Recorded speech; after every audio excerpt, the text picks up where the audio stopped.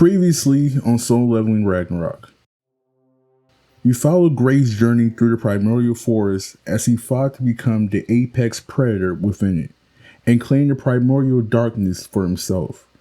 However, during his hunt, he came across a colossal beast known as the Behemoth, a ruthless and powerful predator that went extinct due to Rakan.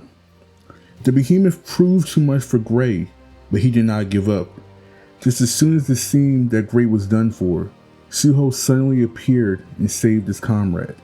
But Suho was different, now wielding an unknown and more powerful power, great enough to make Rakan, a monarch, wary. Using his authority, he forced the creature to the ground as he tended to Gray. No matter how much the Behemoth struggled, it could not lift his head from the ground. It felt as if a giant hand was pressing down on his body, a truly immense and breathtaking pressure. Rakan immediately noticed that Suho was using ruler's authority, but Suho was no longer using it as a skill. It was as if Suho had become a ruler, implementing his birth-given authority on the creature. Rakan was nervous. He worried that Suho had arrived to take the primordial darkness for himself from Gray. Even though a monarch could not harbor more than one primordial darkness, the impossible seemed like a possible feat for Suho. But Suho quickly erased that fear with his warmth towards Gray. He patted Gray, praising him for doing so well. Suddenly, a white shadow descended upon Gray's head, blessing him and taking away all the fatigue and accumulated wounds he had gained from pushing himself beyond his limit. But that was not all. Not only were his wounds healed, but his energy was also restored, along with additional energy implemented on top of that, as if he had leveled up. Rakan marveled at the sight, noting that Gray had finally surpassed that wall. Suho labeled this event as a thank you gift to Gray. Ever since he and Gray, the Shadow and Beast faction, joined sides as his pet, Gray had always given half of his experience gained to Suho. But Suho had never viewed Gray as a pet. To him, Gray was his brother in arms, his first ever companion. As a token of his gratitude and respect, Suho returned what originally should have been Gray's, with added interest on top of that. In that moment, Gray grew massively stronger. With his level up complete, Suho cheered on Gray as he turned towards the Behemoth and beamed towards it. With the pressure finally released, the Behemoth also met Gray halfway, and they continued their battle. But it was a lot different from what it was earlier. The attacks that were once too fast to comprehend were now slow and sluggish. Knocking the Behemoth's arm to the side, Gray lunged toward the Behemoth's neck. But the Behemoth was not one to back down. Using another one of his arms, it mercilessly knocked Gray to the ground. But Gray anticipated this attack and bit into the Behemoth's arm, tearing into his tendons and arteries. Gray was no longer just biting wherever his mouth could reach. He was using his eyes and his senses to spot weaknesses, then using his powerful fangs to pierce his hide and flesh, puncturing blood vessels and forcing the beast to scream with pain as it bled out. Before, Gray was fighting like the weak against the strong, but now, with Suho's blessing, Gray was employing the method of the strong hunting the weak. He was slowly weakening the Behemoth, showing it how futile it was to fight back. And eventually, Gray defeated the Behemoth, but his hunt was far from over. With the previous king of the forest defeated, the remaining predators fell helplessly before Gray's fangs. Hiding in the shadows was now futile with Suho's ability to light the shade they had concealed himself in. With his trial complete, the primordial forest melted away and became the primordial darkness before being eaten by Gray. Rakan nodded in relief. It was finally time to relinquish his seat as the king of the beasts. He was worried at first, but thanks to Suho, Gray, his last successor, had completed a succession ceremony. As a reward, Rakan bestowed Gray with his new title, the King of the Beasts, monarch of the hunt. Gray was a predator who gave it his all no matter how weak or strong his prey was. Happy, Rakan looked at Suho and thanked him again for his help. As Rakan grew more transparent, Suho asked the Beast Monarch what would happen to him and if he would see him ever again. After helping many monarchs find their successors, Suho knew that he would return to nothingness, but he wondered about the principle or the process of it. Rakan told Suho that dead monarchs always return to nothingness.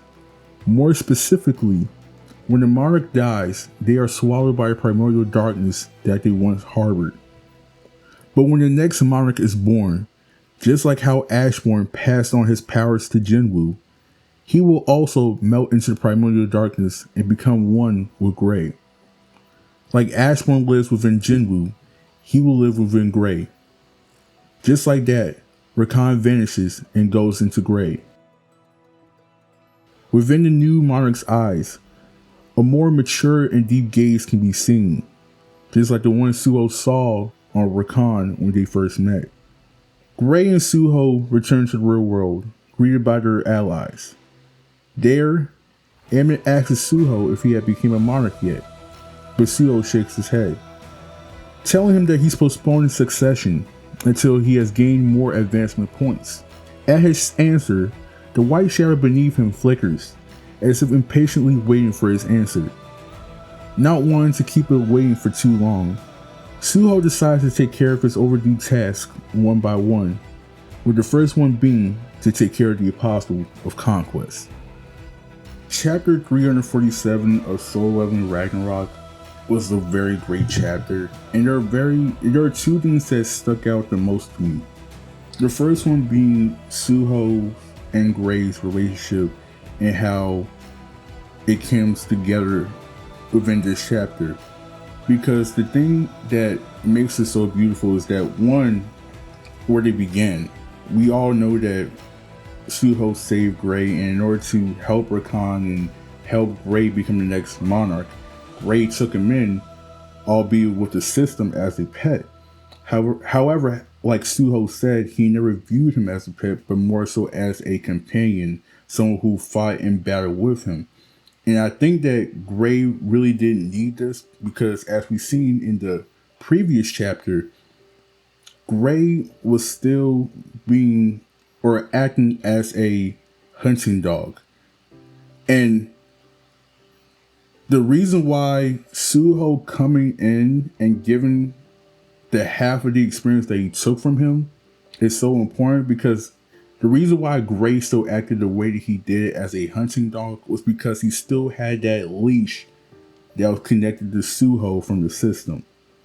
By Suho relinquishing that leash and giving control to Gray, allowing him to gain his experience, he's essentially saying, I respect you, see you as an equal. You don't need me to guide you in order to become King of the Beast. Because just like Rakan said, the King of the Beast is no one's hunting dog. Gray being able to take back what is his and complete himself allows him to finally become the true hunter that he was meant to be and become King of the Beast, the monarch of the hunt. So I thought that was a great thing that they did there, especially with Gray and Suho. It's always great to see, two best friends come back together and like really centered around how it all started, if you get what I'm saying. But the second thing that stuck out to me was the information about the monarchs and the successors. And by reading Soul Leveling, we already knew that when the next monarch comes, there can only be one monarch that can take that role, which is why Suho couldn't become the Shadow Monarch. Because for him to become the Shadow Monarch, Jinwoo must essentially assimilate and become Suho so he can become the next Shadow Monarch. But that's unrealistic considering the situation we're in right now. And because Jinwoo can die. It doesn't make sense that he would assimilate, being that he has more experience, more power, especially with the Ishram trying to take over the world. That's not plausible. Like, that can't happen. So it's important that Rakan back this theory or back this statement that we already knew with Gray. being that as Gray absorbed Rakan, we could see that more mature and veteran gaze that we saw Rakan now on Gray. So I also wonder if after this chapter, I think it would be cool if Gray could finally talk after this. Like, instead of barking, he just starts speaking out of nowhere. That would be cool. But it really made me think about Essel and Baran, because for every Monarch and New Monarch that's come up, maybe except for Croatia and Arsa, their relationship is kind of weird because Arsa and Croatia, they don't really have or get a chance to talk or interact. Suho is kind of that middle ground between them, or he's the middleman that connects them. And still, she hasn't gotten a chance to meet Croatia by herself. She needs Suho. But that's besides the point. Every other Monarch and New Monarch has a relationship where they respect each other or they help each other to become stronger. But the one that stands out is Essel and Baran. Especially consider that Baran, not once but twice, being with Suho and Essel, has tried to devour them so that he may become the new, or come back to life, basically. He wants to, as we know, for demons to become, they essentially have to consume an already alive person and take their spot. So it's either eat or be eaten. That's the way of the demons. So it seems very unlikely for Baran to just simply go along with Essel and become assimilated and just become a part of her to allow her to get stronger. And I think that goes into Essel's character, where she still is trying to learn what it means to be a demon. And the best teacher for that is the power-hungry, never satisfied Baran. If she wants to learn what it means to be the Monarch of Gluttony, she needs Baran. Because off rip, when Baran met Suho and when he realized the situation he was in, he immediately took that chance to come back. He's always striving to return, always striving to hunt, because that's what a demon is. I believe that Essel still hasn't gained that full concept. She's taking her first step in accepting and seeing that she was weak and she needs to be better, but she still hasn't gained the full concept of what it means to be a demon. So where they explore that later on in the story, I'm very interested in that. But as for the rest of the chapter, it was great. Excited to see what Suho does next and how he's going to take on the Apostle Conquest. But if you like the video, make sure to subscribe, turn on notifications like I said before if you like videos like this. Thanks for watching, and I'll see you guys next time.